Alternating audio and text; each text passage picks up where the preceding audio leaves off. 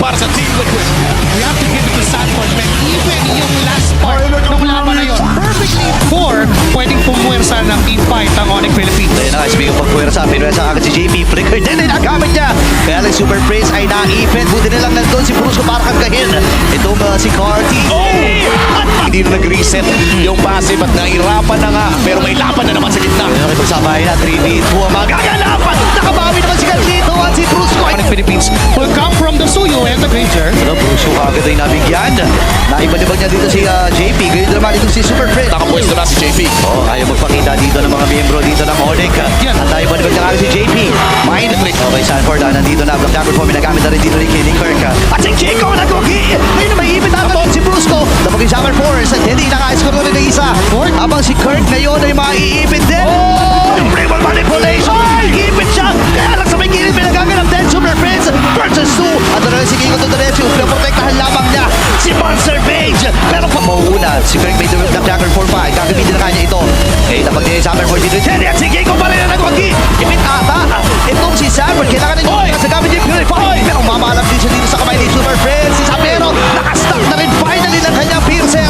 Habang si Teddy, sabi ni Sabero, eto na ang aking pagkanti.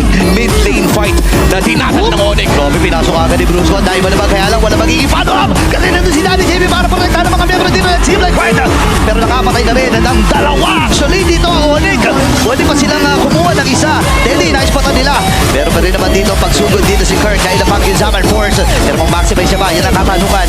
Napasubsub na rin dito si Cartesi. Pero mabubuhay.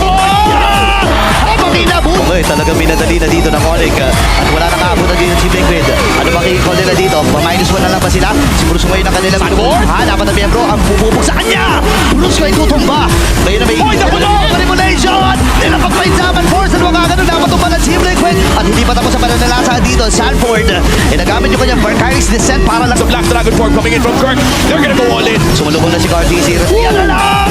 At ang batang kambingan nagwagi. Ngayon si JP nagamit yung Raging Sandstorm. Sa may flicker out. Super Prince naghahabol pa. Kailangan naman to an immortality.